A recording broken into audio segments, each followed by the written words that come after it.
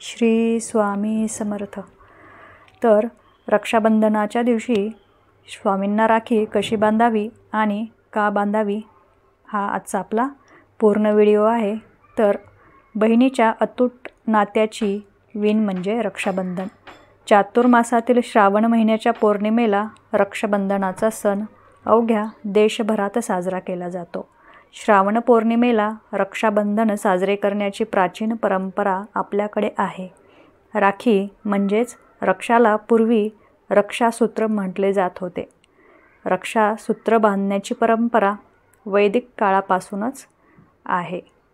रक्षासूत्राला सामान्य भाषेत राखी म्हणतात, जे वेदातील संस्कृत शब्द रक्षिका या शब्दाचा अपभ्रंश आहे। यंदाच्या राखी पौर्णिमेला म्हणजेच रक्षाबंधनाच्या दिवशी पहिली राखी स्वामींना बांधावी। स्वामींना राखी बांधण्याची योग्य पद्धत कोणती जाणून घेऊया।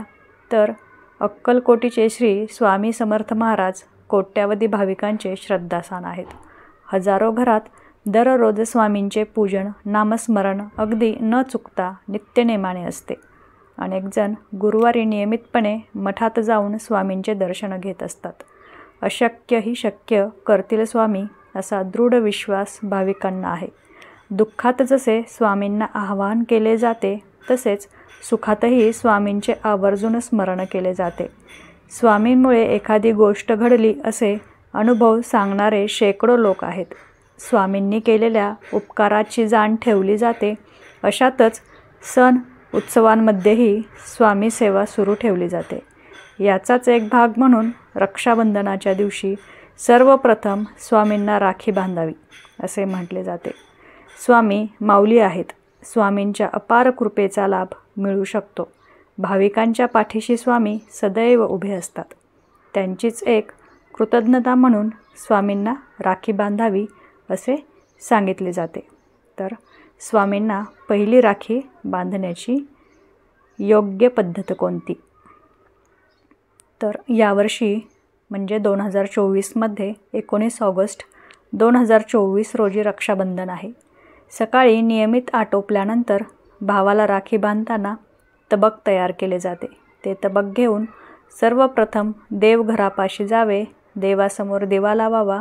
स्वामींची मूर्ती असेल किंवा प्रतिमा असेल तिथे मनोभावे नमस्कार करून रक्षाबंधनाचा संकल्प करावा। स्वामींना तिलक लावावा। स्वामींची मूर्ती असेल तर डोक्यावर अक्षदा घालाव्यात, प्रतिमा असेल तर त्यावर अक्षदा वाहाव्यात।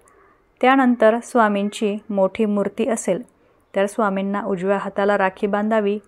मूर्ती लहान असेल किंवा प्रतिमा असेल तर स्वामींच्या उजव्या हातापाशी राखी ठेवावी। स्वामींचे औक्षण करावे।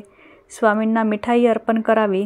स्वामींना मनोभावे नमस्कार करावा असं सांगितले जाते। आपल्याकडील हजारो घरांमध्ये देवाला राखी अर्पण करण्याची प्रथा प्रचलित आहे। इष्ट आणि आराध्य देवांमुळे आपले आणि घरांचे संरक्षण होते, याबाबत कृतज्ञता व्यक्त केली जाते। म्हणूनच एक राखी देवासाठी ठेवली जाते।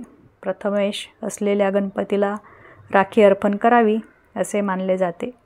रामायण, महाभारत, स्कंदपुराण, पद्मपुराण, श्रीमद पुराण अनेक ठिकाणी रक्षाबंधनाचा उल्लेख आढळून येतो। अनेक भाविक स्वामींना हक्काने गोष्टी सांगत असतात। स्वामी आपल्यातच आहेत असे समजून व्यवहार करत असतात। सुखदुःखात स्वामींचे आवर्जून स्मरण करत असतात। आपापल्या कुळाचार कुळधर्माप्रमाणे रक्षाबंधन करताना स्वामींना राखी अर्पण करावी। श्री स्वामी समर्थ। धन्यवाद। 2024 याचा शुभ मुहूर्त कधी आहे आणि भद्राचे सावट कधी आहे हे आजच्या व्हिडिओमध्ये आपण जाणून घेणार आहोत। तर सुरुवात करूया। रक्षाबंधन म्हणजे राखीचा पवित्र सण। बहीण भावाच्या अतूट नात्याचा सण म्हणजेच रक्षाबंधन। या पवित्र सणाची बहीण वर्षभर अगदी आतुरतेने वाट पाहत असतात। पौराणिक मान्यतेनुसार रक्षाबंधन सण श्रावण महिन्यातील पौर्णिमेला साजरा केला जातो। मात्र यंदा रक्षाबंधनाच्या दिवशी भद्रकाळ आहे। त्यामुळे भावाला राखी नेमकी कधी बांधावी राखी बांधण्याचा शुभ मुहूर्त काय या संदर्भात अनेक संभ्रम निर्माण झालेले आहेत. तर हेच संभ्रम आजच्या व्हिडिओमधून आपण दूर करणार आहोत. त्याच्यामुळे व्हिडिओ पूर्ण पहा. तर आधी आपण पाहूया रक्षाबंधनाचा शुभ मुहूर्त कधी आहे. रक्षाबंधनाचा सण 19 ऑगस्ट रोजी साजरा केला जाणार आहे. त्यानुसार शुभ मुहूर्त दुपारी 1:30 ते रात्री 9:08 आहे. रक्षाबंधनाच्या दिवशी या दरम्यान तुम्ही भावाला राखी बांधू शकता. तर भद्रकाळाची वेळ यंदा रक्षाबंधनाच्या दिवशी भद्रकाळ असणार आहे. त्यामुळे भद्रकाळाची वेळ पहाटे 5:53 ते दुपारी 1:32 असणार आहे. ही भद्रा पाताळाची आहे. अनेक विद्वानांच्या मते भद्राचे निवासस्थान पाताळात किंवा स्वर्गात असेल तर ती पृथ्वीवरील लोकांसाठी अशुभ नसते, ती शुभ मानली जाते. मात्र तरीही या दरम्यान बहिणींनी भावाच्या मनगटावर राखी बांधणे टाळावे. काही कारणास्तव भद्रकाळात राखी बांधावी लागली तर प्रदोष काळामध्ये अमृत, शुभ आणि लाभाची वेळ पाहून राखी बांधता येते. तर भद्रात राखी का बांधू नये हेही आज आपण याच्यामध्ये जाणून घेणार आहोत. भाद्रा काळात राखी बांधणे अशुभ मानले जाते. पौराणिक आख्यायिकेनुसार भद्रकालमध्ये लंकेचा राजा रावणाच्या बहिणीने राखी बांधली होती, ज्यामुळे रावणाचा नाश झाला, अशी आख्यायिका आहे. तर भद्रकाळ हा अशुभ का मानला जातो हे आपण पाहूया. भद्रकालमध्ये राखी बांधणे अशुभ मानले जाते. त्यामध्ये एक अशीही आख्यायिका आहे की शनिदेवाच्या बहिणीचे नाव हे भद्रा होते. भद्राचा स्वभाव अतिशय क्रूर होता. ती प्रत्येक शुभ कार्य, पूजा, यज्ञ यात व्यत्यय आणत असे.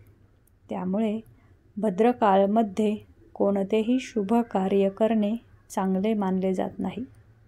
त्याचे परिणाम अशुभ मानले जातात.